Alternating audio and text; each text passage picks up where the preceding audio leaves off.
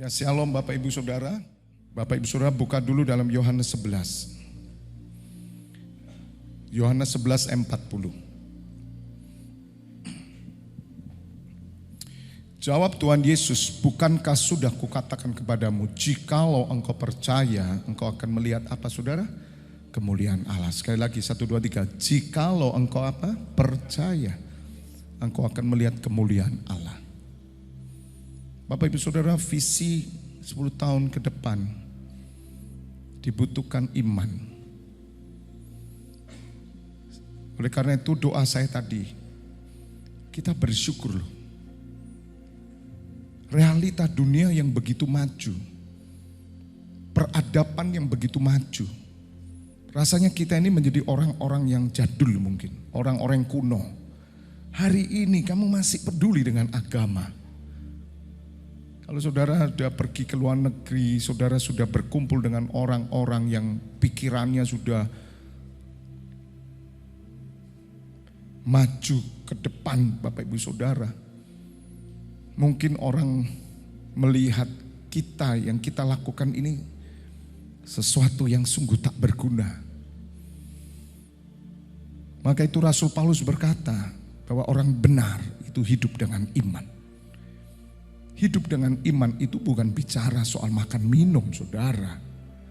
Tapi bagaimana saudara tetap berjalan menuju kemuliaan Allah. Semua ini akan berakhir Bapak Ibu Saudara. Sehebat apapun dunia, dunia akan digulung saudara. Harus genap semua yang difirmankan oleh Tuhan Yesus. Saudara boleh membaca di Matius 24 di sana tentang akhir zaman. Saudara harus mengerti. Jangan tertipu dengan hiruk pikuk dunia, bersyukur yang ada di desa. Bersyukur saudara. Saudara menjadi orang-orang yang mungkin tidak ngerti kemajuan teknologi, tapi yang saudara tahu bagaimana hidup di dalam takut akan Allah. Sedangkan di luar sana saudara, hidup takut akan Allah sudah tidak ada lagi. Tapi saya percaya Indonesia akan dipakai Tuhan. Bangsa ini bangsa yang takut akan Allah. Lihat di jalan-jalan spanduk-spanduk ditulis Gusti Mboten Sari gitu. Haleluya. Ya. Nggak pernah jalan ya saudara. Modelmu alim gitu. Saya tuh melihat itu saya bersyukur. Indonesia itu percaya akan Allah yang esa. Ketuhanan yang Maha Esa, Pancasila, tepuk tangan, Pancasila. Maka itu Bapak Ibu Saudara sungguh kita ini bersyukur, khususnya saudara yang saya gembalakan. Walaupun kita komunitas kecil, kelompok kecil, tapi saya bersyukur karena kita bisa berjalan bersama-sama. Untuk kita bisa melihat karya kemuliaan Bapa. Bagaimana? Percaya. Kalau saudara tidak percaya, saudara tidak akan bisa menghidupi visi ini. Dan bagi Bapak Ibu Saudara yang menghidupi visi ini, saudara akan melihat bagaimana tadi pagi saya sudah beritahukan tentang 12 hal. Kita sampai 2033, visi 2033, bagaimana kebenaran akan disingkapkan, kemuliaan Tuhan akan dinyatakan, sesuatu yang tidak diperkirakan akan terjadi. Saudara akan kaget-kaget ke depan, peristiwa-peristiwa yang tidak bisa diprediksi semuanya. Tidak ada satu kekuatan, teori apapun, kepintaran apapun, tidak akan bisa, rumusan apapun, tidak akan bisa dipakai lagi nanti. Dan terang Tuhan terbit atas gerejanya. Dan pengakuan bahwa Allah di pihak kita itu akan terjadi. Kedewasaan memberikan keteladanan hidup. Ada buah-buah kebenaran akan muncul. Visi 2033 membahas saudara semakin matang, semakin dewasa, semakin mengerti, semakin bijaksana. Dan kuasa supranatural Allah yang memampukan kita berjalan. Saya sudah membayangkan perjalanan ini seperti bangsa Israel. Bangsa Israel kan 40 tahun saudara. Ini 10 tahun. Pak Vibi kayal itu. Tidak. bagi orang percaya. Baca Alkitab. Ketika seorang perempuan pendarahan 12 tahun, dia melihat Tuhan Yesus dikerumuni banyak orang. Dia katakan, asalku jamah. Dari mana saudara? Itu dari pihak perempuan ini, bukan dari pihak Tuhan. Itu bukan sembarangan saudara. Asalku jamah, aku sembuh. Begitu perempuan ini menjamah saudara, ada kuasa yang keluar. Bapak Ibu Saudara, visi 2033, supranatural Tuhan akan terjadi bagi orang percaya. Saya 1000% percaya saudara. Dan saya mau berjalan bersama saudara. Saya sudah katakan berulang-ulang kali, hanya dengan iman. Iman itu percaya. Nanti akan muncul, ada benih-benih yang baru yang muncul di tempat ini. Bagi orang yang berjalan sesuai dengan visi Tuhan, akan muncul sesuatu yang baru. Yang dibangun dari orang-orang yang sudah mengalami Tuhan, akan melahirkan benih ilahi. Hari ini kita sedang mengandung sesuatu saudara. Menabur itu kita mengandung. Makanya saya kan sudah tetapkan April loh saudara. Sejak bulan April ini berjalan 2 bulan. Belum 1 tahun, udah rontok-rontok saudara. Kenapa saya heran saudara. Kenapa kita tidak beriman. Maka itu sebentar saya akan tunjukkan bagaimana saudara harus mengerti kepada siapa saudara harus percaya. Karena percaya saudara yang diperhitungkan sebagai kebenaran. Abraham percaya itu diperhitungkan sebagai kebenaran. Mungkin orang lain menganggap engkau gila, mungkin orang lain menganggap engkau tidak waras. Seperti Nuh percaya. Gila bangun perahu kok di atas bukit. Gila toh saudara bangun perahu di atas bukit. Di atas gunung lah. Perahu yang besar sekali, gila saudara, gila itu. Tapi Nuh mendapat kasih karunia. Tuhan Yesus berkata, nanti ya. Seperti pada zaman Nuh, kawin, mengawinkan, makan, minum, itu terjadi hari ini. Cuman air bah tidak ada saudara. Karena Tuhan sudah berjanji, aku tidak akan mengirimkan air bah lagi. Loh kalau hari ini Tuhan menyesal saudara, kejahatan begitu besar hari ini. Yang tidak pernah ada sebelumnya terjadi hari ini saudara. Hari ini sudah lengkap, paket lengkap hari ini saudara. Semua sudah terjadi. Dan Allah tidak melakukan, membinasakan, tapi Allah menunggu. Karena pintu kasih karunia ini diberikan, khususnya bagi Bapak Ibu Saudara, orang Kristen. Yang ngerti benar-benar saudara. Yang mau hidup dengan iman. Sebagaimana Matius 24:38, sebab sebagaimana mereka pada zaman sebelum air bah itu, makan dan minum, kawin dan mengawinkan. Sampai kepada hari Nuh masuk dalam bahtera. Makanya NCC Internasional ini membangun bahtera saudara. Sampai pada Nuh masuk loh saudara. Tuhan tuh nunggu sampai genap jumlah orang percaya. Maka semua akan terjadi nanti. Itu kiamat sudah. 39. Dan mereka tidak tahu akan sesuatu. Hari ini tidak tahu saudara. Sebelum air bah itu datang dan menyelenyapkan mereka semua. Demikian pula lah halnya kelak pada kedatangan anak manusia. Jadi air bah yang sesungguhnya itu kedatangan Tuhan Yesus. Tidak tahu akan sesuatu. Hanya orang benar yang tahu. Karena mereka adalah orang yang berjaga-jaga menanti kedatangan Tuhannya, Yeshua HaMashiach. Tidak takut gagal, tidak takut rugi, tidak takut sorot, tidak takut melarat, tidak takut miskin, tidak takut kesengsaraan bahkan aniaya dan kematian. Tidak takut. Karena kita pasukan berani mati. Makanya kita akan bangun di sini satu pasukan Allah. Saudara, ciri-ciri Tuhan memakai hamba-hambanya yang khusus itu tidak banyak. Ketika Gideon mengumpulkan puluhan ribu pasukan, Allah hanya memilih 300. Disortir kok saudara. Makanya saya bersyukur komunitas kita komunitas kecil. Tapi meskipun kecil saudara, berani mati saudara. Amin. Haleluya. Kita ini gak mudah bentuk pasukan berani mati saudara. Tapi saya berjanji saya akan ciptakan di sini pasukan berani mati. Bukan orang nekat, bukan. Saudara tidak kalah dengan dunia. Itu orang berani mati. Dengan apapun yang ada di dunia, engkau gak kalah. Apapun terjadi dalam hidup engkau tetap rajin ibadah. Engkau tetap rajin melayani, engkau tetap tekun berdoa, engkau tetap berdiri sebagai imam.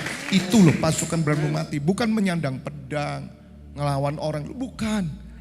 Hari ini musuh kita bukan itu. Musuhmu itu pekerjaanmu. Musuhmu itu cita-citamu. Musuhmu itu mimpimu. Itu musuhmu saudara. Jangan kamu memiliki dua Tuhan kata Tuhan Yesus. Yang satu Mamon. Tahu Mamon? Mamon itu kan dunia. Dunia itu tidak akan pernah jadi tuan atas kita. Dunia itu ada di bawah kaki kita. Pekerjaan itu ada di bawah kaki kita. Semua yang di dunia harus diletakkan di bawah kaki kita. Tidak bisa dunia ada di atas kepala kita. Hanya satu pribadi Yesus Tuhan yang ada di atas kepala kita. Makanya orang laki ibadah tidak berkerudung. Karena dia memancarkan kemuliaan Allah. Dan wanita harus berkerudung. Tuh di sini kok enggak berkerudung Pak? Beda. Karena ini perjanjian baru. Bukan yang dilihat itu kerudungnya. Tapi hatinya. Amin. Makanya tadi saya datang disalami, kaget saya saudara. Nanti saya ceritakan lah. Tadi pagi kan saya ajarkan tentang hormati pemimpin. Kalau di tempat lain bagaimana seorang pemimpin tangannya itu dikejar saudara. Dan tidak gini pemimpin, ditarik saudara. Tidak semua orang sampai diciumi. Sudah mau dipraktekkan nih, ya saya tambah gila ya saudara. Orang usah, saya bilang. Loh, yang penting hatimu nak, kita ini nggak terbiasa. Tahu-tahu saudara narik tangan saya, nggak mau saya. Merinding saya, merinding saudara. Haleluya. Ya memang tadi pagi saya ajar gimana kalau mulai minggu depan ayo diciumi tangan saya. Itu kan hanya slogan atau perkataan. Begitu diprakteknya merinding ya saya saudara. Tidak biasa, bagi saya itu kikuk banget gitu loh. Ya, kikuk bagi saya gitu. Tapi yang penting hati saudara. Percuma nyum-nyum. Haleluya. Nah kembali Bapak Ibu Saudara ya. Jadi ini akan terjadi Bapak Ibu Saudara. Ternyata air bah itu kedatangan Tuhan Yesus. Kenapa disebut air bah? Penghakiman. Ketika Tuhan Yesus datang, penghakiman dibuka. Dan penghakiman yang pertama, sudah saya ajarkan toh, dimulai dari rumah Tuhan, gerejanya. Kenapa kok dimulai dari orang Kristen? Karena saudara yang pegang tanggung jawab. Kalau saudara punya seorang karyawan, saudara berikan tanggung jawab untuk memimpin 1000 orang. Ketika ada apa-apa tentang pabrik, yang Anda pegang siapa? Orang yang bertanggung jawab. Betul? Anda pegang orang ini. Polisi akan pegang dia. Makanya kenapa Tuhan Yesus datang? Itu untuk menghakimi. Dan yang pertama dihakimi dari gereja Tuhan. Kita tidak main-main karena Tuhan sudah menaruh di pundak kita namanya. Dan Tuhan mau supaya oleh hidup kita semua bangsa diselamatkan. Gereja punya peran yang sangat besar, tanggung jawab besar. Dan mereka tidak tahu akan sesuatu terjadi ini saudara. Maka itu saya ajak Bapak Ibu Saudara, ayo. Hanya orang yang percaya dia akan melihat kemuliaan Allah. Bahkan di ayat tadi dikatakan luar biasa di Yohanes 11 ayat 41-nya. Ini pegang saudara. Jangan abaikan percayamu. Saya percaya, saya dan keluarga dan semua orang, saya katakan. Kalau Anda percaya, Anda katakan. Nah, saya mau mendengar dari saudara, Anda berkata-kata enggak tentang 10 tahun ke depan kepada saudaramu, temanmu, siapapun. Tadi jam 4 sore saya ditelepon seorang minta doa, saya katakan ibu di belakang saya, ikut 10 tahun ke depan. Mau operasi, saya katakan tidak operasi, saya bilang. Saya doakan, tidak usah operasi. Umur ibu berapa? Jangan takut, saya bilang. Kuasa supranatural Tuhan akan bekerja bagi orang yang percaya. Apakah saudara berkata-kata? Sejak April apakah saudara berkata-kata? Saya berkata-kata kepada semua orang. Itu caranya menghidupi dengan iman. Maka mereka mengangkat batu itu, lalu Tuhan Yesus menengadah ke atas dan berkata, ini kan Tuhan sedang membuka kuburnya Lazarus. Dan Tuhan Yesus berdoa, Bapa, aku mengucap syukur kepadamu. Karena engkau telah mendengarkan aku. Aku tahu bahwa engkau selalu mendengarkan aku. Tetapi oleh karena orang banyak yang berdiri di sini mengelilingi aku mengatakannya supaya mereka percaya bahwa engkaulah yang telah mengutus aku. Tuhan Yesus akan menyatakan kuasanya bagi orang percaya. Bahkan di ayat lain doa Tuhan Yesus luar biasa. Ketika dia diperhadapkan tentang hal percaya ini saudara. Dan Tuhan Yesus berkata, Bapa aku bersyukur. Karena hanya orang-orang kecil yang bisa melihat kemuliaan. Hanya orang-orang yang kecil yang percaya. Siapa orang kecil? Orang yang sederhana. Orang yang mau percaya itu orang kecil. Itu bukan bicara fisik, bukan. Dan Tuhan Yesus bersyukur ya Bapa, engkau nyatakan hal ini kepada orang yang kecil dan bukan kepada orang yang pandai. Itu ada ayatnya saudara. Dan Tuhan Yesus bersyukur. Makanya saya ini justru bersyukur. Siapakah orang yang mau percaya? Hanya orang-orang yang kecil. Pada waktu itu juga bergembiralah Tuhan Yesus dalam Roh Kudus dan berkata, aku bersyukur kepadamu Bapa, Tuhan langit dan bumi. Karena semuanya itu engkau sembunyikan bagi orang siapa? Orang bijak dan orang pandai. Ini orang-orang yang mengabaikan apa nanti yang terjadi. Bahkan ini orang-orang Kristen yang sudah tidak peduli lagi dengan nubuatan-nubuatan. Tetapi engkau nyatakan kepada orang kecil. Ya Bapa itulah yang berkenan kepadamu. Tuhan Yesus cari orang kecil. Orang kecil itu orang muda percaya. Dan orang kecil itu mereka rata-rata orang miskin saudara. Ya memang banyak orang-orang yang miskin itu yang mereka rata-rata setia. Mereka tidak punya apa-apa. Tapi mereka bergantung sama Tuhan. Tapi saya berdoa di tempat ini. Kita semua adalah orang kecilnya Tuhan. Kita adalah orang yang mau percaya. Kita adalah orang yang rendah hati. Amin. Dan perkenanan Tuhan turun atas kita semua. Katakan. Amin. Buka 2 Tawarik 20 ayat 20. Saya tunjukkan inilah yang saudara harus percaya. Maka itu saya menuntun saudara. Apa yang saya khotbahkan bukan khotbah loh, saya kasih tahu saudara. Saya menyampaikan pesannya Tuhan. Saya tidak berkhotbah. Berkhotbah itu ada teorinya. Tapi menyampaikan pesan sonder teori. Hati. Sama dengan orang tua yang menyampaikan pesan kepada anak-anaknya. Saya tidak berkhotbah, saya tidak sekolah Alkitab, saya tidak punya gelar. Tapi saya belajar firman Tuhan. Supaya saya menangkap pesan Tuhan. Bukan orang senang mendengarnya. Keesokan harinya pagi-pagi mereka maju menuju padang gurun Tekoa. Ketika mereka hendak berangkat, berdiri Yosafat dan berkata, dengarlah hai Yehuda dan penduduk Yerusalem, percayalah kepada Tuhan Allahmu dan kamu akan tetap teguh. Percayalah kepada siapa? Nabi-nabinya, dan kamu akan berhasil. Saudara, ayat ini menghasilkan Allah berperang bagi orang-orang Yehuda. Mereka tidak berperang, mereka memuji, menyembah Tuhan.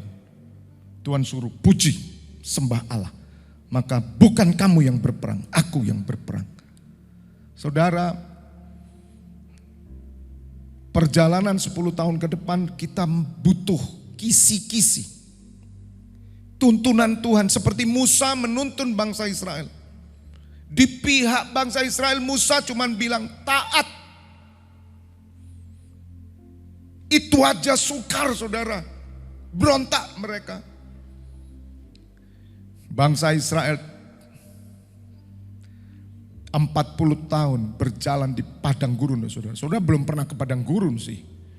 Ada seorang yang mencoba merasakan padang gurun, saudara. Dia bilang gini, Pak, tidak mungkin orang hidup di padang gurun. Tidak mungkin. Kalau saudara tidak percaya, saya biayai saudara khusus dan ditaruh di padang gurun 1 tahun. Tidak ada apa-apa loh saudara. Dan itu diteliti. Apa yang terjadi pada bangsa Israel, tidak mungkin bangsa Israel bisa hidup. Padang gurun itu ganas saudara. Kita kan tidak pernah, kita hanya tertawa gitu, padang gurun. Paling yang saudara rasakan kan panas gitu. Apalagi ada batu-batu cadasnya, ularnya, kalajengkingnya semua. Gak ada air. 40 tahun loh di padang gurun. Tidak ada satu pun bangsa Israel mati di padang gurun. Dipelihara Tuhan. Sepatunya loh gak rusak. 40 tahun. Bajunya tidak usang. 40 tahun. Tapi kenapa ribuan orang mati? Karena mereka tidak taat. Berontak. Maka itu roh memberontak hari ini turun atas gerejanya. Oke, tidak perlu ayatnya, tidak apa-apa. Bapak Ibu Saudara pelajari. Dan saya sudah ajarkan kepada Bapak Ibu Saudara, apa yang kita lakukan hari ini adalah berkesinambungan dengan apa yang Allah lakukan di padang gurun. Hari ini kita sedang berjalan di padang gurun. Dunia ini padang gurun Bapak Ibu. Dan kita harus tahu perjalanan kita bukanlah perjalanan yang tiba-tiba muncul gereja Tuhan muncul, tidak. Gereja hadir karena ada nubuatan. Tuhan Yesus mati karena dinubuatkan. Tuhan Yesus bangkit karena dinubuatkan. Dan Tuhan Yesus akan datang kedua kali juga dinubuatkan. Berarti hidup saudara adalah hidup yang dinubuatkan. Hanya saudara dan saya. Dan semua orang Kristen yang percaya. Sehingga mereka hidup di dunia ini bukan asal hidup. Seperti orang pada umumnya hanya mikirkan duit, gaji, kebutuhan. Mikirkan jadi ini, jadi itu. Saudara, orang Kristen dipanggil, dia berjalan terus dalam rancangan Allah. Bahkan nabi-nabi mati tanpa memperoleh apa-apa. Tapi mereka hanya memandang satu tanah air surgawi. Dan mereka katakan bahwa diri mereka adalah orang asing. Rasul Paulus juga berkata, Rasul Petrus berkata, kita ini pendatang. Saudara bukanlah warga bumi, saudara. Saudara pendatang. Bisa sadar nggak kita ini pendatang? Saudara, bukan milik dunia. Tapi berapa banyak saudara kita sadar akan hal ini? Karena gereja sudah menjadi agamawi. Gereja bukan lagi kehidupan Allah. Gereja hanya tempat orang berdoa, dalam arti berdoa bukan sesuai dengan rancangan Allah. Dan karena kebetulan saja Indonesia salah satu negara beragama. Coba kalau saudara di negara ateis, kira-kira saudara tidak akan beribadah. Di sana tidak disediakan tempat untuk berdoa.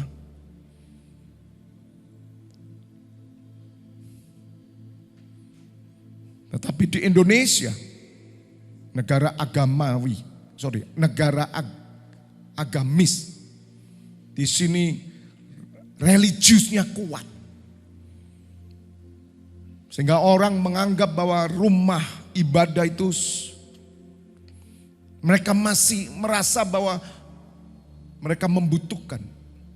Tapi apakah sadar bahwa saudara dan saya ini terhubung dengan nubuatan? Maka itu kita perlu mengerti hal ini. Sadar total. Karena nabi-nabi sudah tidak ada. Rasul-rasul sudah tidak ada. Tinggal kita yang teruskan saudara. Maka Tuhan percayakan kepada siapa? Kepada gembala-gembala, pemimpin-pemimpin rohani yang diurapi, diberi mandat sama Tuhan. Dan itu punya otoritas besar, sama seperti rasul, sama seperti nabi. Barang siapa percaya kepada Tuhan dan percaya kepada hambanya, hidup mereka akan berhasil dan tetap teguh sampai pada rencana Allah. Tidak bisa diabaikan saudara-saudara, tidak bisa menganggap hari ini kan roh pemberontakan di gereja. Dan saudara tahu sistem gereja sudah dipakai oleh setan dengan sistem demokrasi. Saya katakan di gereja tidak ada sistem demokrasi, tidak ada rembukan di gereja. Yang ada teokrasi, otoritas tertinggi ada pada gembala. Dan itu yang tetap dilakukan saudara, itu otoritas besar. Gereja-gereja yang punya otoritas seperti ini adalah gereja yang berjalan sebagaimana pada zaman Musa. Kemuliaan Allah, tiang awan, tiang api akan pimpin gereja itu. Bukan gereja yang diciptakan manusia. Seorang gembala bisa dipecat oleh jemaat, bagaimana mungkin saudara. Dan itu sudah terjadi. Semua diatur oleh sistem demokrasi. Tidak bisa saudara, yang ada teokrasi. Nah ini yang kita mesti mengerti. Kalau enggak saudara akan hilang dengan dunia. Anak-anak muda kita sekarang bagaimana? Masih mereka menghormati pendeta? Coba dong. Masih mereka memberi hormat kepada gembala? Itu yang saya katakan di agama lain saudara, mereka takut dengan pemimpinnya. Bahkan mereka mengejar berkat pahala dari pemimpin. Bagaimana dengan kekristenan? Kita tidak pernah dilatih saudara. Dan itu satu kelemahan. Dan iblis tepuk tangan saudara. Iblis itu ngerti semua.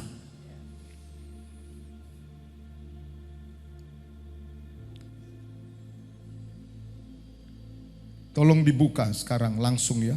Supaya pada poinnya yang khotbah di ibadah pagi tolong didengarkan nanti.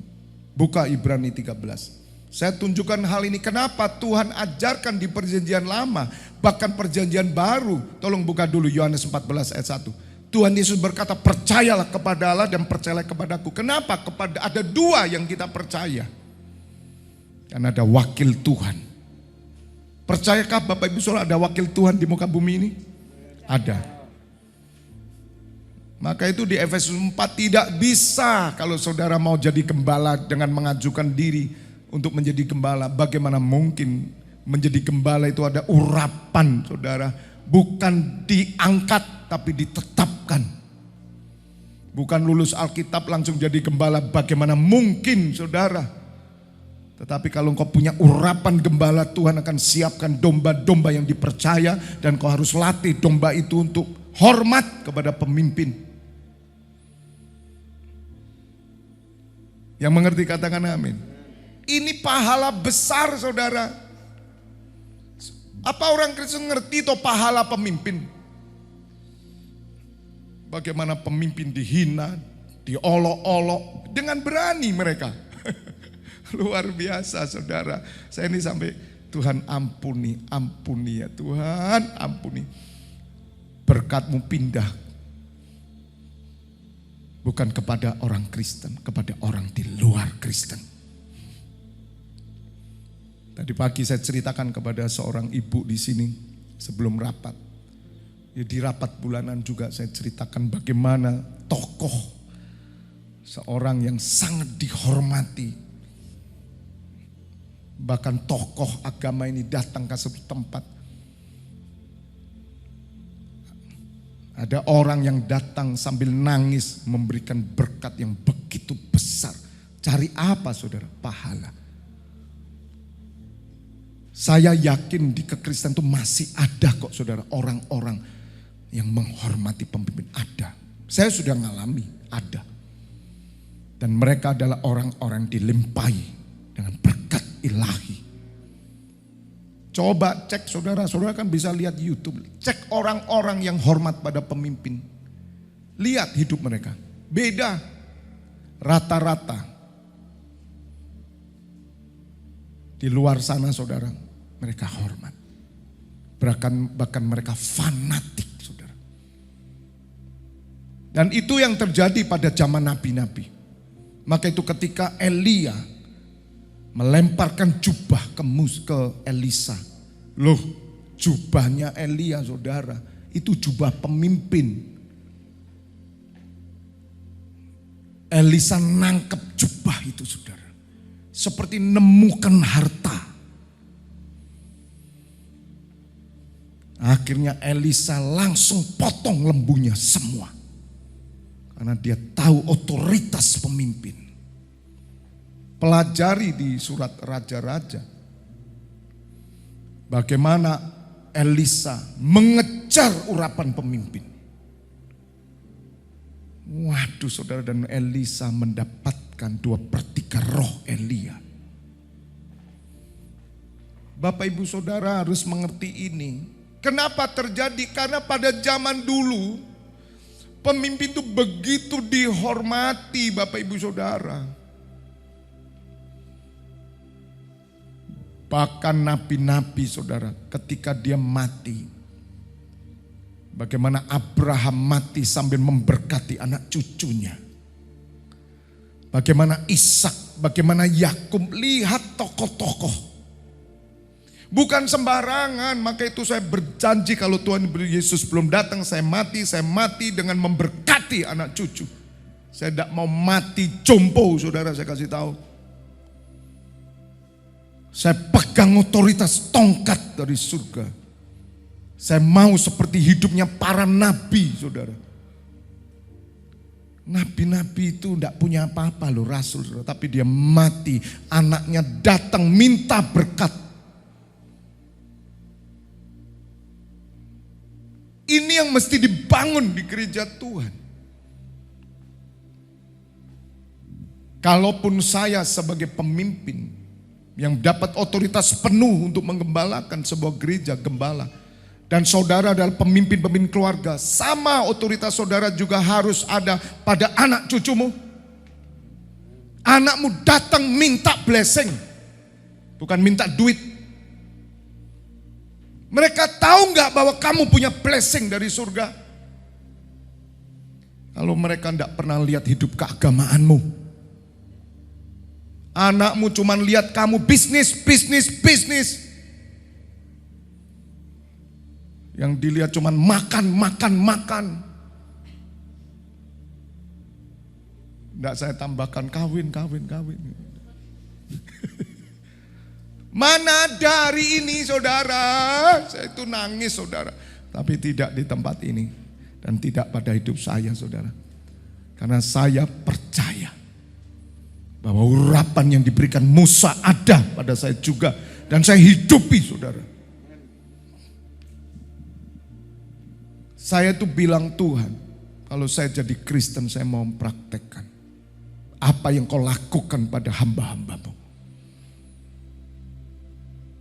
Dan saya ngerti, saudara,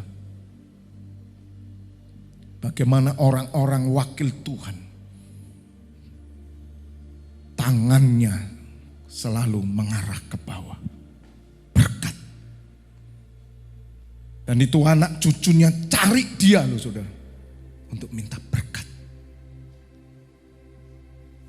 Bagaimana Ishak waktu mau mati, saudara. Rebutan berkat itu yang namanya Esau dan Yakub.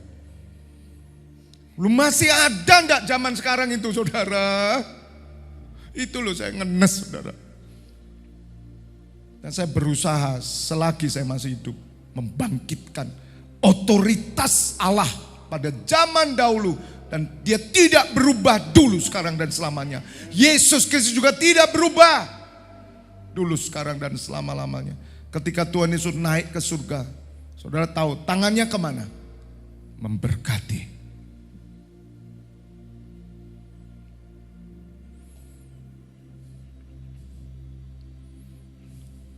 Ini yang kita mesti ngerti.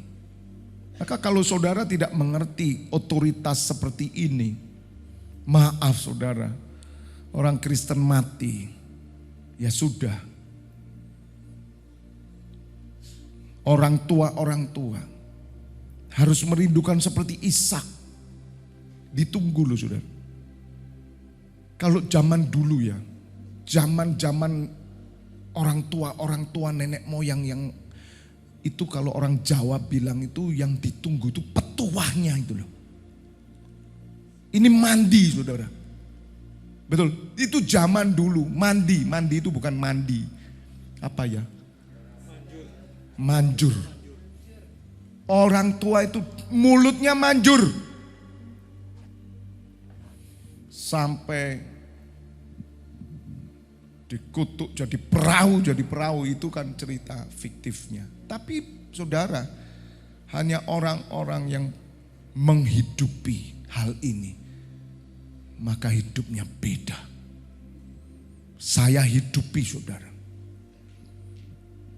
Sampai yang namanya Yakub itu menyamar jadi, Yakub menyamar jadi Esau. Karena dia tahu Ishak itu sayang sama kakaknya. Tapi dia sudah membuat perjanjian dengan kakaknya, hak kesulunganmu tak ambil. Dikasih sama Esau. Bahkan ibunya si Ribka itu panggil, Yakub sini. Kamu cepat minta berkat ke bapakmu. Nah, ada enggak istri-istri yang gitu? Hilang tahu saudara hari ini. Karena mereka tidak pernah melihat yang rohani. Mereka cuma lihat materialistik semua, matre, saudara saya katakan. Bukan kita ini tidak butuh duit, saya kasih tahu. Tapi mata kita bukan ke sana, yang roh. Dan yang roh ini saudara tetap jalan. Mau kita percaya atau enggak, ini tetap dikerjakan oleh Allah Bapa. Hanya bagi orang yang percaya. Ketika Ishak melepaskan berkat. Jadi pelajaran ini besar loh saudara. Jadilah orang tua yang lepaskan berkat nubuatan. Lah kalau kamu tidak punya hidup keagamaan, baca Alkitab aja tidak pernah. Mau ngomong apa sama anakmu? Yang kamu omongkan ya pasti duniawi. Duk, golek bojo sing apik, Duk. Mas, tidak ada nabi berbicara dunia. Dia berbicara ramalan 1000 tahun ke depan, nubuatan. Dan Yakub menggenapi, saudara, Israel. Nangis namanya Esau itu, Bapak, Mana berkatku? Kok sudah kau serahkan bagi Yakub, Bapak? Aku tidak tahu. Aku buta. Aku pikir itu engkau anakku Esau. Padahal ya salahnya Esau toh. Esau sudah menyerahkan hak kesulungan. Dia main-main dengan hak kesulungan. Ini loh, ini model Esau itu zaman sekarang. Esau itu kehilangan hak kesulungan, kehilangan kasih karunia karena dia menganggap remeh hak kesulungan, menganggap remeh kasih karunia. Berapa banyak orang Kristen yang tidak pernah berpikir bahwa kasih karunia Yesus Kristus itu lebih berharga dari semua pekerjaan dan hartamu. Kenapa engkau bela-belain kerjaanmu sampai engkau tidak beribadah? Itu bukan berarti saudara saya tanamkan di gereja kemudian tidak, saudara. Saudara bukan orang dunia. Silakan orang dunia mati di pekerjaan, silakan. Tapi kita mati bagi kerajaan Allah. Jangan ditipu, saudara. Karena kita nggak pernah nilai itu. Makanya generasi Esau itu udah muncul. Dia jual kasih karunia Tuhan Yesus hanya gara-gara duit. Dia jual tubuhnya jadi pelacur, penjudi, peminum, koruptor. Hati-hati loh saudara. Dengan mudahnya menukarkan. Setan tahu saudara. Makanya setan ngiming-ngimingi saudara terus. Udahlah, jangan dengerin itu pendeta gila itu, Fabianus itu. Dia kan tidak mikir hidupmu, soromu kan tidak mikir. Dia ngomong aja enak. Udahlah biarin. Saudara tahu. Sampai mati Esau. Di perjanjian baru tolong dicarikan. Sampai mati Esau. Tidak memperoleh lagi saudara. Apa yang ditangisi Esau?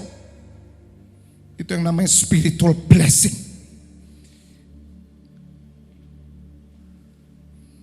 Makanya mulut kita ini harus suci. Ini loh saudara. Doakanlah saudara. Supaya saya ini bisa, udahlah, membawa Bapak Ibu Saudara pada realita surga. Realita Allah gitu loh.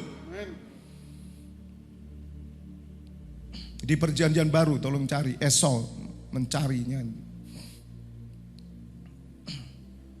Nanti cari sendiri di rumah. Bagaimana anak muda sekarang? Hormat enggak dengan gereja? Saya mau tanya. Hanya di tempat ini loh anak mudanya hormat gereja. Karena saya latih. Dan saya berdoa di gereja lain menemukan anak muda yang hormat. Hormati Tuhan, hormati pemimpin.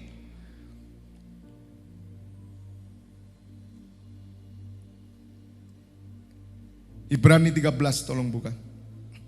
Ayat 7. Mari di menit-menit yang akhir ini supaya saudara mengerti. Ya. Jadi kalau saya ngomong pemimpin, ya Allah kan berkata, percayalah kepada Allah. Ya, Yosafat berkata, percayalah kepada Tuhan dan percayalah kepada nabinya. Tuhan Yesus dalam Yohanes 14 ayat 1 berkata, percayalah kepada Allah dan percayalah kepadaku, karena aku wakil Tuhan. Hari ini nabi-nabi semua sudah ada di Firdaus, Tuhan Yesus ada di sebelah kanan Allah. Siapa yang dikasih otoritas tertinggi? Gembala, pendeta, gembala saudara. Itu jelas punya otoritas tertinggi. Kalau enggak, nikahmu semua hangus, tidak ada berkat. Kamu tidak hidup dalam berkat surgawi. Siapa yang memberkati saudara? Ada otoritas, dikasih. Nah, tapi juga pada setiap saudara sebagai imam. Orang tua, kalau saudara menikah, ada saudara nabi-nabi dan rasul yang tidak menikah seperti Rasul Paulus, tetapi hidup mereka adalah hidup yang dipenuhi dengan roh, hidup dengan iman. Bagaimana mereka memperhatikan yang rohani sehingga mereka mendapatkan berkat rohani yang dilepaskan. Ingat saudara membawa berkat rohani. Seberapa berkat rohani yang kau punya, seberapa pengenalan saudara dengan Allah dan Kristus. Dan kita harus berubah loh saudara. Sampai anakmu tahu bahwa kamu punya spiritual blessing. Aku minta berkat dari orang tuaku. Bagaimana wibawa orang tua itu menentukan. Maka itu kenapa orang tua di sini saya ajak sungguh-sungguh bersama saya. Supaya anakmu tahu bahwa kamu punya berkat rohani. Dan itu harus dilatih dengan ayat seperti ini.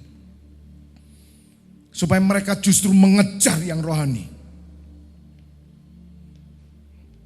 Dan saya terlalu percaya saudara, lihat yang terjadi di perjanjian lama. Orang-orang yang menanti berkat dari bapaknya, berkat rohani. Lihat hidup mereka. Yusuf mendapat berkat dari siapa? Yakub saudara. Bahkan Yusuf membawa anak-anaknya ke Yakub, bapak berkati. Bahkan Yusuf memberkati silang. Pak, ini anak pertama kebalik. Tidak. Karena bapaknya penuh roh. Tidak bisa diatur. Pak, anak yang nomor 1 tangan kanan. Tidak. Anak nomor 1 tangan kiri. Pindah. Yang nomor 2 tangan kanan. Aneh enggak? Enggak bisa diatur tuh saudara. Itu masih jalan sampai hari ini. Makanya kalau pemimpin-pemimpin tidak ngerti ini saudara. Mereka tidak hidup dalam otoritas wibawa Allah. Kepemimpinan mereka kepemimpinan duniawi. Aduh gampang itu nyari motivator. Pokoknya yang pinter ngomong. Suruh mimpin gereja kan bisa. Kita ini enggak cari itu saudara. Motivator banyak di luar. Tapi urapannya ini loh saudara. Katakan amin. Dan menghasilkan umat Tuhan yang ngerti ini gitu loh. Katakan amin. Sampai goal kita ini adalah membuat anak didik kita, jemaat semua keluarga saudara ngerti hal ini. Pelan-pelan sebelum air bah datang, yaitu kedatangan Tuhan, bangkitkan dirimu dulu. Carilah persekutuan yang mengajarkan hal ini. Bukan hanya hidup hedonisme, gereja yang hanya ngomongkan kemakmuran, isinya khotbahnya cuman dongeng saya bilang. Iming-iming. Promosi. Saudara itu fata morgana semua. Tapi cari gereja yang benar-benar yang mau mengajarkan hal ini. Supaya apa yang Allah kerjakan, dia kerjakan terus bergerak. Ibrani 13 ayat 7, ingatlah akan pemimpin-pemimpin kamu yang telah menyampaikan firman Allah kepadamu. Ingatlah pemimpin kamu. Oh tadi ya bagus, oke. Itu tadi yang mana itu? Nafsu Esau itu. Gimana itu tadi? Sebelumnya itu. Nah, janganlah ada orang yang menjadi cabul atau yang mempunyai nafsu yang rendah seperti Esau. Lah hari ini nafsu Esau itu turun. Di gerejanya penuh saudara. Sampai gembala-gembala itu. Nafsu Esau itu nafsu cabul, nafsu rendah. Dan kok bisa nukarkan kasih karunia dengan yang materi itu loh. Gak nemen ya saudara. Makanya kenapa saudara tidak boleh mengabdi 2 tuan. 1 tuan saja. Pak Kirun itu kerja di tempat kami. Tapi dengan 1 syarat, hidup keagamaannya harus bagus. Saya ngomong sama Pak Kirun. Pak Kirun saya terima kerja di sini, bantu saya rumah. Dengan syarat saya mau melihat kerajinan. Tidak ada alasan. Lihat. Tahu Pak Kirun? Kenal? Calon wali kota Washington 2050. Tahu nggak itu Pak Kirun? Pengajaran datang nggak? Doa malam datang nggak? Sabtu datang nggak? Minggu datang nggak? Siapa yang lebih kaya dari Pak Kirun? Saya mau tanya. Pak Kirun tidak punya apa-apa. Kenapa kamu tidak bisa seperti itu?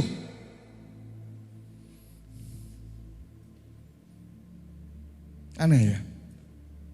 Tanya kekayaannya Pak Kirun berapa.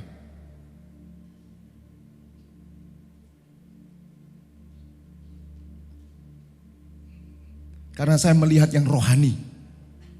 Nah, saya tidak rela kalau domba yang Tuhan percaya kepada saya direbut sama dunia. Mau kerja apa? Saya tanya dulu. Jam berapa bisa kerja? Kalau all day, tidak usah kerja, saya bilang. Tidak bisa makan, ke sini. Bilang sama Mbak Yuni, beras banyak di sini. Anda tidak akan mati kalau Anda percaya.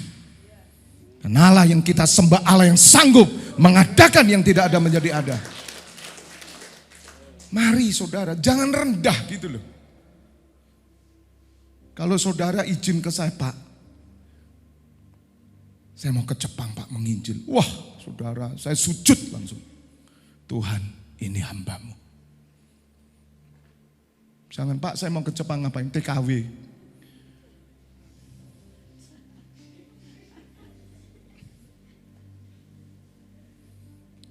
Mbak Naning ada nggak Mbak Naning? Endi Mbak Naning? Kak ketok aku Pak. Mbak Naning itu kerjanya sebagai pembantu rumah tangga. Tuh. Dia memilih kerja yang bisa ibadah. Gemuk. Ya. Dari dulu sampai sekarang tambah gemuk. Haleluya. Lihat toh. Orang yang lebih kaya dari Mbak Naning. Dia cuma punya harta satu sepeda warna pink. Itu dijual 100 juta itu. Doa pagi naik sepeda. Ayo. Lihat toh saudara.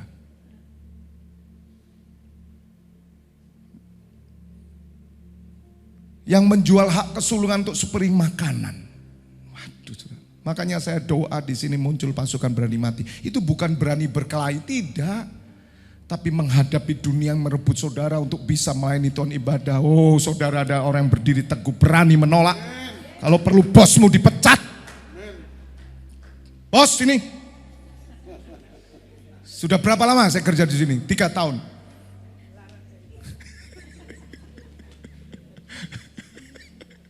Sampai bosnya begini, iya Pak, iya Bu, ya.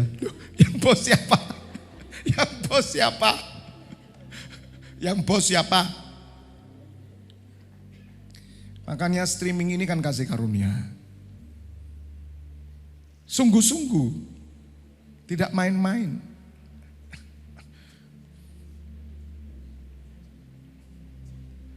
Yang menjual hak kesulungannya untuk sepiring makanan, tahu sepiring makanan.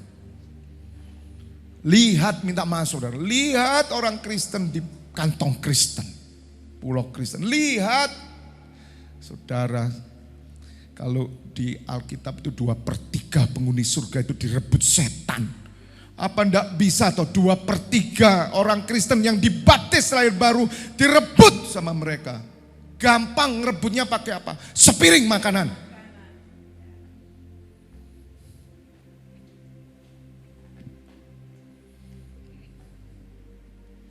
17 apa?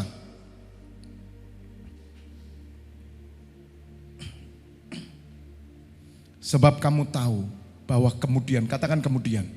Kemudian itu kapan? Nantinya saudara, ketika ia hendak menerima berkat itu, ia ditolak. Bisa ngerti sekarang? Ditolak tuh. Sebab ia tidak beroleh kesempatan untuk memperbaiki kesalahannya. Hari ini tuh pintu kasih karunia sudah sedang dibuka lebar. Cepat berubah. Jangan pernah jadi Kristen hanya Kristen KTP, Kristen datang gak ngerti apa-apa. Gak usah jauh-jauh wis lah. Kristenmu itu saya bisa tahu tipe Kristenmu. Tak tanya anakmu, sudah selesai. Kalau yang punya anak. Gimana bapakmu? Saya tahu saudara. Kristen sejati itu di orang dekat kita. Bukan jemaat. Saudara tidak perlu tanya kekristenan saya kepada jemaat. Tanya istri saya dan anak saya, cucu saya, bahkan anjing saya. Gitu. Itu Kristen sejati. Kalau Kristen drama percuma saudara. Hanya ditampil di depan mimbar, di atas mimbar aja kayak malaikat. Tapi anakmu tidak ngerti, tidak akan minta berkat orang tua. Orang tuanya tidak ada berkat rohani. Yang diurusi cuma duit.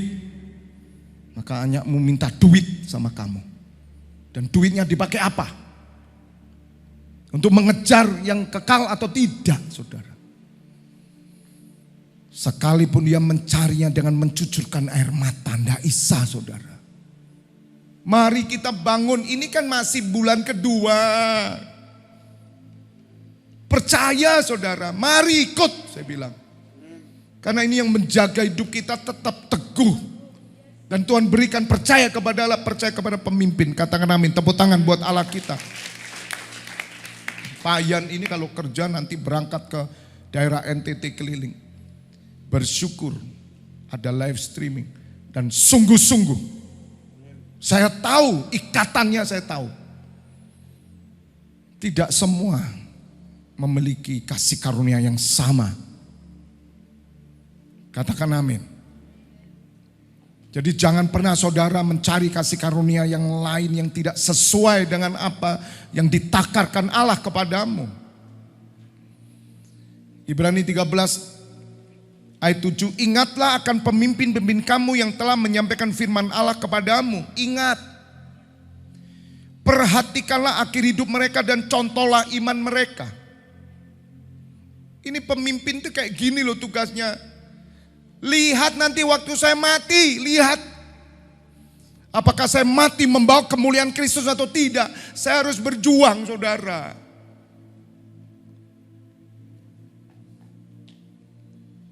Supaya saya bisa jadi contoh. Lihat iman saya, iman apa Pak? Iman apa Pak? Hanya untuk makan minum, tidak usah iman saya makan minum. Saya sudah makan sama minum tiap hari. Mau 10 kali makan bisa. Yang saudara lihat bagaimana saya tekun dalam doa. Bagaimana saya rajin mengembalakan. Sungguh-sungguh. Itu yang saudara contoh. Kalau saudara mau contoh saya apa? Saya punya mobil. Saudara mau contoh saya? Saya punya rumah. Mau contoh saya?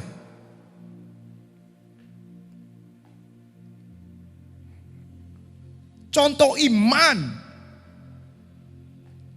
Jangan mencontoh apa yang ada pada saya. Imannya itu loh dicontoh saudara. Jangan saudara, Tuhan saya berdoa saya seperti Pak Webi. Apa? Seperti saya itu apanya? Harus saudara, Tuhan berikan kepadaku 2/3 roh hambamu. Minta sama Tuhan. Sama seperti Elisa.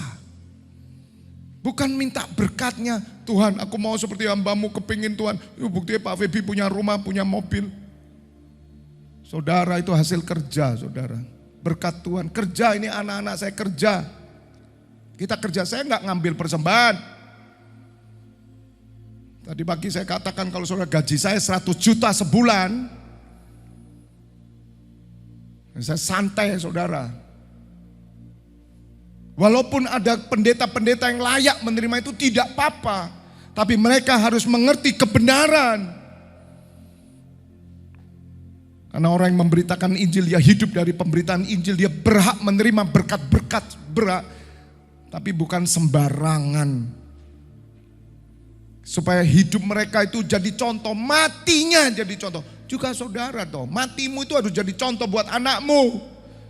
Makanya hari ini perhatikan hidupmu, nak, hidupmu beres atau enggak gitu loh. Bisa jadi teladan enggak buat anakmu itu loh.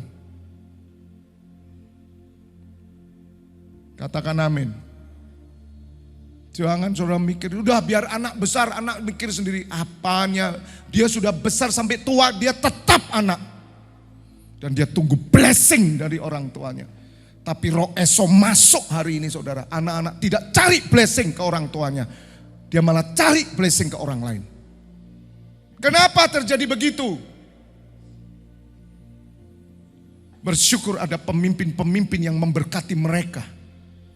Tapi saya harus pastikan anak-anak saya dan cucu saya. Dia tahu ada berkat rohani dari papanya. Dan itu saya bangun saudara, tidak main-main. Bisa mengerti Bapak Ibu Saudara. Supaya roh Allah benar-benar tinggal di dalam saudara. Ayat 8.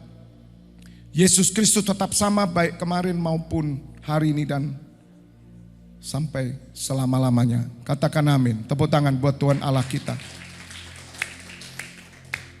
Saya langsung ayat 17. Supaya saudara mengerti hal ini. Kalau saudara baca Ibrani 13 itu sebetulnya nasihat untuk selamat. Pelajari nanti Tuhan bicara tentang perkawinan, Tuhan bicara tentang ranjang pernikahan, Tuhan bicara tentang kekudusan, sampai Tuhan bicara sampai pemimpin ini. Jadi sama dengan visi 2033, kita nggak bisa ngelewati bicara tentang otoritas pemimpin. Kalau saya berbicara terlalu jauh sampai tahun kelima, Anda nggak ngerti ini, bagaimana saudara bisa berhasil dan teguh? Taatilah pemimpin-pemimpinmu dan tunduklah kepada mereka. Masih adakah di dalam gereja taat dan tunduk? Kenapa Rasul Paulus mengajarkan ini? Loh, karena dia ngelihat para nabi. Yang diteladani kan para nabi dan Yesus Kristus. Tuhan Yesus mengajarkan kok. Taati pemimpin-pemimpinmu dan tunduk kepada mereka. Sebab mereka apa saudara? Berjaga-jaga atas jiwamu. Tahu saudara, berjaga-jaga atas jiwa saudara. Sebagai orang yang harus bertanggung jawab atasnya. Ini bukan sekedar masalah, oh kehilangan jemaat. Aduh saudara buat apa? Tapi tanggung jawab. Mereka itu yang berjaga-jaga atas jiwamu. Saya jaga jiwa domba. Melalui khotbah-khotbah saya, doa-doa saya, menjaga saudara. Tapi bagaimana dengan orang-orang yang dijaganya?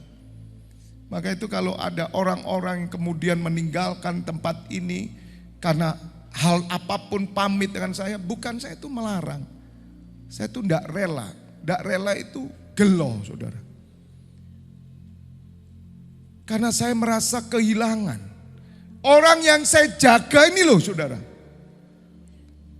Tiap Selasa kita ketemu, tiap Kamis ketemu, Sabtu ketemu, Minggu ketemu, 40 hari ketemu. Terus tiba-tiba hilang. Bisa mengerti hati seorang pemimpin. Tapi masalahnya hari ini gereja sudah kehilangan domba. Kehilangan gembala. Masih adakah gembala? Masih adakah domba toh saudara? Karena saya bukan memimpin patung. Saya memimpin jiwa. Dengan jalan itu mereka akan melakukannya dengan gembira. Bukan dengan keluh kesah. Sebab hal itu tidak akan membawa keuntungan bagimu.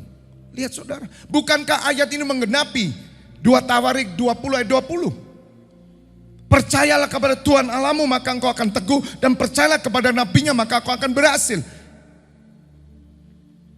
Kenapa Rasul Paulus mengajarkan tunduk sama pemimpinmu?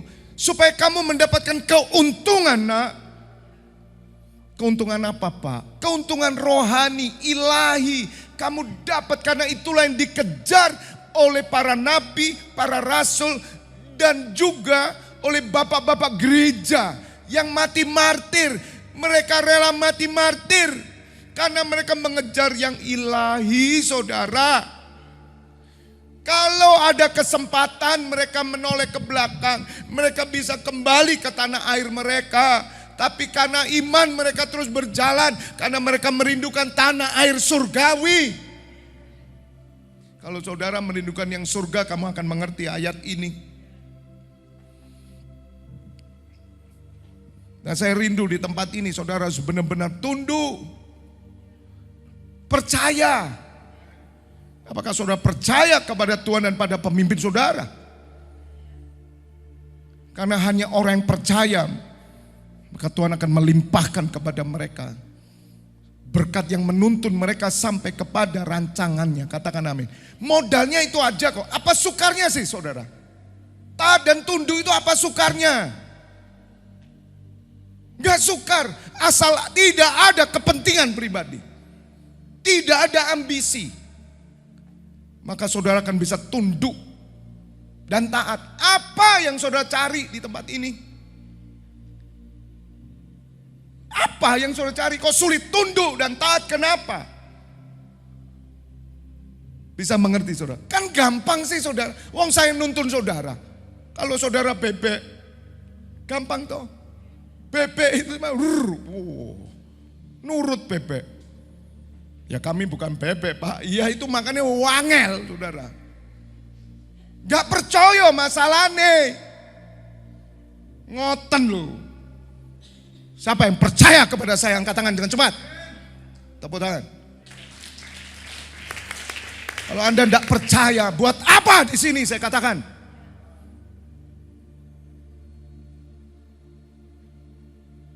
Modal orang itu cuma percaya saudara. Percuma kamu datang tempat yang tidak percaya. Karena Anda tidak akan pernah mendapatkan apa-apa. God bless you.